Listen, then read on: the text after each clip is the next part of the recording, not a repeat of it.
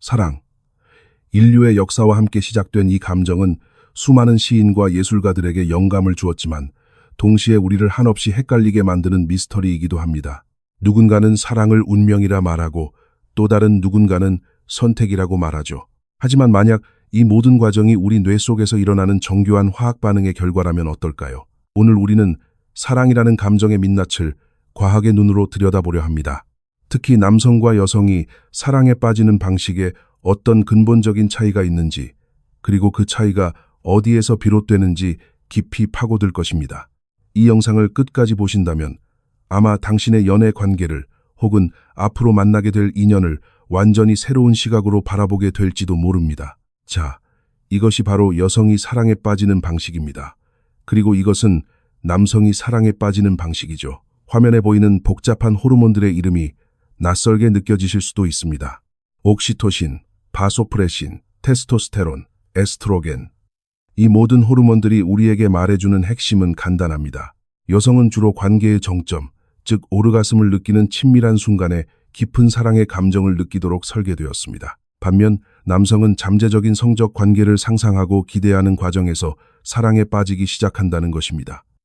왜 이렇게 다른 메커니즘을 갖게 된 걸까요? 바로 인류의 오랜 역사에 새겨진 진화의 흔적입니다. 이것은 남녀 파트너 모두가 서로에게 충실하도록 만드는 일종의 진화적 안전장치인 셈이죠. 수만 년 전 우리의 조상들에게는 자손을 낳고 기르는 것이 생존의 가장 중요한 과제였습니다.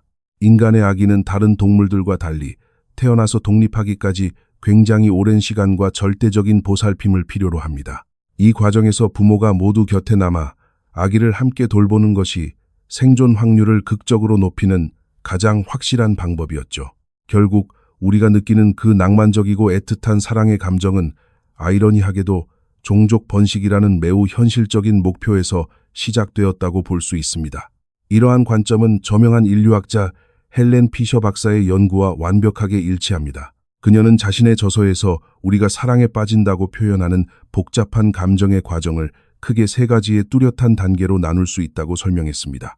지금부터 그 놀라운 여정을 함께 따라가 보겠습니다. 제1단계, 욕망. 사랑의 첫 번째 불꽃은 바로 욕망입니다.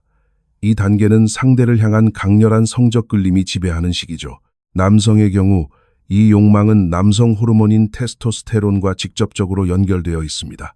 반면 여성의 욕망은 여성 호르몬인 에스트로겐의 영향을 받습니다. 하지만 여기서 흥미로운 차이점이 발생합니다. 남성은 매일매일 반복되는 호르몬 주기를 따릅니다. 밤에 잠을 자는 동안 테스토스테론 수치가 서서히 증가하여 아침에 눈을 떴을 때 최고조에 달하게 되죠. 이것이 왜 많은 남성들이 유독 아침에 더 강한 성적 충동을 느끼는지를 설명해주는 과학적인 이유입니다. 반면에 여성은 한 달을 주기로 하는 월경 주기를 따릅니다. 여성의 에스트로겐 수치는 배란일 직전에 최고조에 달하는데 이때가 바로 여성이 임신할 가능성이 가장 높은, 즉 가임기입니다. 따라서 여성은 한 달 중 특정 며칠 동안 본능적으로 더 강한 욕망을 느끼게 됩니다. 물론 이것이 여성이 가임기가 아닐 때 욕망을 전혀 느끼지 않는다는 의미는 결코 아닙니다. 다만 남성처럼 매일 아침 비슷한 수준의 강한 충동을 느끼는 것과는 다른 패턴을 보인다는 것이죠. 데이트 앱 OkCupid에서 실시한 한 대규모 연구 결과는 이러한 차이를 더욱 명확하게 보여줍니다. 이 연구에 따르면 여성 사용자들은 대부분의 남성 프로필을 평균 이하로 평가하는 경향을 보였습니다. 반면 남성 사용자들은 대부분의 여성 프로필을 평균 수준으로 평가했죠. 왜 이런 결과가 나왔을까요? 그 해답은 1972년에 발견된 부모 투자 이론에서 찾을 수 있습니다. 이 이론의 핵심은 번식 과정에서 더 많은 시간과 에너지, 그리고 위험을 감수하는 성별이 파트너를 선택할 때 훨씬 더 까다로운 기준을 갖게 된다는 것입니다. 수세기 동안 여성은 원치 않는 임신, 출산 과정에서의 질병과 사망 등에 노출되어 왔습니다. 그리고 파트너에게 버림받을 경우 홀로 아이를 키워야 하는 막대한 위험에 노출되어 왔습니다. 그렇기 때문에 여성의 뇌는 잠재적 파트너를 평가할 때 남성보다 훨씬 더 신중하고 선택적으로 진화한 것입니다. 그렇다면 남성의 입장에서 어떻게 하면 여성에게 더 매력적이고 욕망을 자극하는 존재가 될 수 있을까요? 과학은 몇 가지 힌트를 제공합니다. 첫째, 당신의 향기를 관리하세요.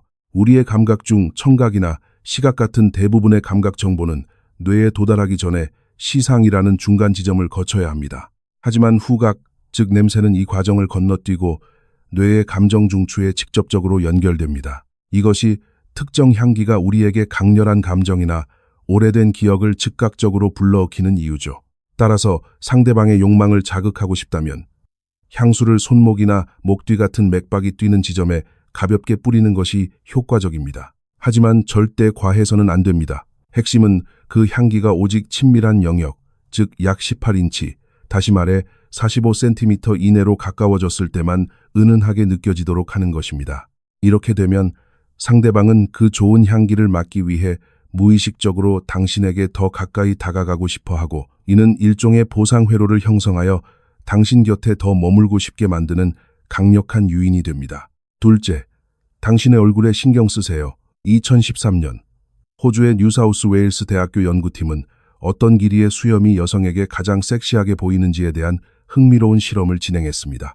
연구팀은 여성 참가자들에게 여러 남성의 사진을 보여주었는데, 사진 속 남성들은 각각 면도를 말끔하게 한 상태, 수염이 약간 자란 상태, 수염이 덥수룩하게 자란 상태, 가볍게 다듬은 수염 상태, 그리고 턱수염이 풍성한 상태였습니다. 결과는 어땠을까요?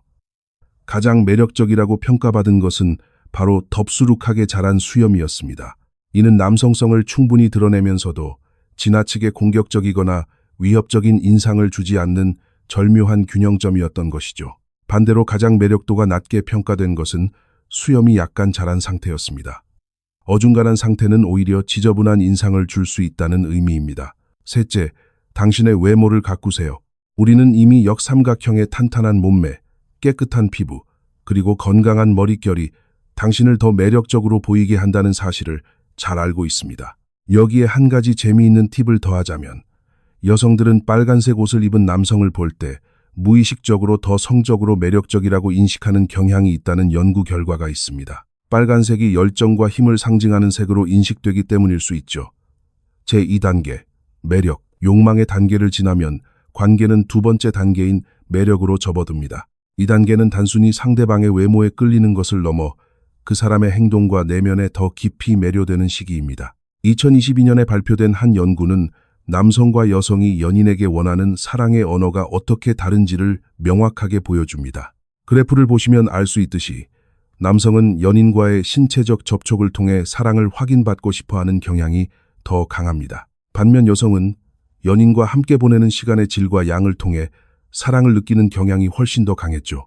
하지만 흥미로운 점은 우리가 상대에게 원하는 사랑의 언어와 우리가 상대에게 표현하는 사랑의 언어가 다를 수 있다는 것입니다. 다른 그래프를 보면 남성은 주로 신체적 접촉이나 봉사의 형태로 사랑을 표현하는 경향이 있습니다.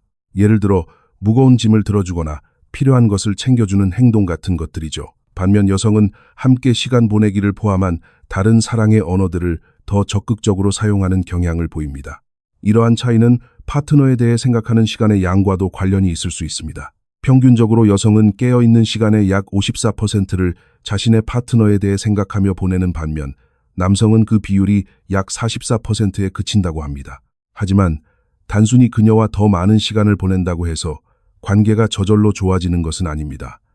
여기에 세계적인 부부관계 전문가인 존 가트맨 박사가 등장합니다. 그는 단지 몇 분간 부부가 상호작용하는 모습을 관찰하는 것만으로 그들의 이혼 가능성을 예측합니다. 그는 90%의 정확도로 예측할 수 있는 사람입니다. 그가 발견한 안정적인 관계의 핵심 비밀은 무엇일까요? 바로 5대1의 법칙입니다. 모든 안정적인 관계에는 한 번의 부정적인 상호작용이 있을 때 존재합니다. 그것을 상쇄하고도 남을 최소 5번의 긍정적인 상호작용이 존재한다는 것입니다. 왜 이렇게 많은 긍정적 상호작용이 필요한 걸까요? 이는 인간의 뇌에 깊이 각인된 부정성 편향이라는 진화적 메커니즘 때문입니다. 우리의 뇌는 생존을 위해 긍정적인 경험보다 부정적인 경험을 선호, 배에서 5배나 더 강렬하고 오래 기억하도록 설계되었습니다. 과거에는 위험한 것을 한 번이라도 더 확실히 기억하는 것이 생존에 유리했기 때문이죠. 따라서 연인과의 관계에서 사소한 다툼이나 서운함 같은 부정적인 경험은 우리가 생각하는 것보다 훨씬 더 큰 상처를 남기고, 이를 회복하기 위해서는 의식적인 노력을 통해 훨씬 더 많은 긍정적인 순간들을 쌓아가야만 합니다. 그렇다면 어떻게 하면 연인과 그런 긍정적인 순간들을 효과적으로 만들어갈 수 있을까요? 첫 번째 방법은 공유된 현실 이론을 활용하는 것입니다. 연구에 따르면 둘만의 사적인 언어나 내부자만 아는 농담을 공유하는 커플은 더 결속됩니다. 훨씬 더 빠르고 깊은 유대감을 형성한다고 합니다. 이는 세상 대 우리라는 구도를 만들어내어 둘 사이의 특별한 결속력을 강화하기 때문입니다. 같은 원리로 자기야나 애기야처럼 누구나 사용하는 일반적인 애칭 대신 사용해보세요. 상대방의 독특한 행동이나 특징에 기반한 둘만의 장난스러운 별명을 만들어 부르는 것도 좋은 방법입니다. 두 번째 방법은 가변 보상 이론을 활용하는 것입니다. 뇌 자기공명 영상 연구에 따르면 알 수 있습니다. 우리 뇌 보상 영역은 예측 가능한 보상이 주어질 때보다 예측 불가능한 보상이 주어질 때 훨씬 더 강력하게 활성화된다고 합니다. 이것이 바로 소셜미디어가 그토록 중독적인 이유입니다. 우리는 언제 새로운 좋아요나 댓글이 달릴지 예측할 수 없기 때문에 계속해서 스마트폰을 확인하게 되는 것이죠. 이 원리를 관계에 적용해 보세요. 때로는 예측 불가능한 행동으로 상대방에게 기분 좋은 놀라움을 선사하는 겁니다. 예상치 못한 작은 선물을 건네거나 즉흥적으로 짧은 여행을 제안하는 것처럼 말이죠. 세 번째 방법은 바로 유머입니다. 한 가지 재미있는 사실은 여성들은 자신을 웃게 만드는 유머러스한 남성에게 강한 매력을 느낀다는 것입니다. 하지만 반대로 남성들은 여성의 유머 감각 자체에는 그다지 큰 신경을 쓰지 않는 경향이 있습니다. 그저 자신의 농담에 잘 웃어주는 여성을 좋아할 뿐이죠. 제3단계, 애착. 욕망과 매력의 단계를 거쳐 관계가 깊어지면 우리는 세 번째 단계인 애착에 들어서게 됩니다. 이 단계에서 우리는 어린 시절 부모와의 관계를 통해 형성된 4가지 애착 유형 중 하나를 보이게 됩니다. 이것은 심리학적인 현상이지만 대부분의 경우 생물학적 본능이 심리를 이기기도 합니다. 여기서 추격, 회피 사이클이라는 매우 흔한 갈등 패턴이 나타나기 시작합니다. 만약 한 파트너가 어떤 이유로 거리를 두거나 회피하는 모습을 보이면 다른 파트너는 불안감을 느끼고 관계를 회복하기 위해 더 적극적으로 다가가고 매달리게 됩니다. 그러면 거리를 두던 파트너는 숨막히는 압박감을 느끼게 되죠. 더욱더 멀리 도망가려 하고 추격하던 파트너는 더 큰 불안감에 휩싸여 더욱더 필사적으로 매달리게 되는 악순환이 반복되는 것이죠. 시간이 지남에 따라 이 사이클 안에서 한 파트너는 감정적으로 벽을 치는 회피형 애착 성향을 보이게 됩니다. 그리고 다른 파트너는 끊임없이 사랑을 확인받고 싶어하는 불안형 애착 성향을 보이게 될 수 있습니다. 흥미롭게도 여성은 생물학적으로 남성보다 불안형 애착이 될 가능성이 더 높다고 합니다. 왜 그럴까요? 이 또한 진화의 관점에서 설명할 수 있습니다. 원시시대에 식량을 구해오고 가족을 보호하던 남성 파트너가 관심을 거두고 멀어진다는 것은 그가 곧 가족을 떠나 다른 곳으로 가버릴 수 있다는 위험 신호였습니다.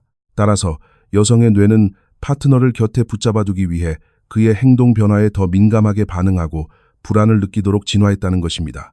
이는 2025년에 발표된 한 연구 결과와도 일맥상통합니다. 이 연구는 여성이 남성보다 사랑에 더 깊고 강렬하게 빠지는 경향이 있음을 보여주었습니다. 하지만 이 영상을 시작할 때 소개했던 헬렌 피셔 박사는 수많은 데이터를 분석하던 중 한 가지 이상한 패턴을 발견하기 시작했습니다. 전 세계적으로 대부분의 이혼이 결혼 후 평균 4년이 지난 시점에 집중적으로 발생한다는 사실이었죠. 왜 하필 4년이라는 시간이 이토록 중요할까요? 4년. 이 시간은 한 아이가 독립하는 시기입니다. 태어나서 부모의 절대적인 보살핌이 없어도 생존할 수 있을 정도로 어느 정도 독립성을 갖추게 되는데 걸리는 시간과 거의 일치합니다. 즉, 더 이상 아이의 생존을 위해 부모 두 사람이 반드시 함께 있을 필요가 없어지는 시점이라는 뜻이죠. 이제 여성은 혼자서도 아이를 돌볼 수 있게 됩니다. 네, 사실 저는 거짓말을 했습니다. 이것이 바로 우리가 몰랐던 사랑의 4번째 단계, 분리 또는 이별의 단계일지도 모릅니다. 하지만 지난 수백 년의 인류 역사가 우리에게 가르쳐준 것이 있습니다. 그것은 바로 우리가 올바른 과학적 지식을 활용한다면 이러한 진화적 본능을 충분히 해킹하고 극복할 수 있다는 사실입니다. 우리의 관계를 파괴하기도 혹은 영원히 지속시키기도 하는 3가지 구체적인 요소가 궁금하시다면 바로 당신을 위해 준비된 다음 영상이 있습니다.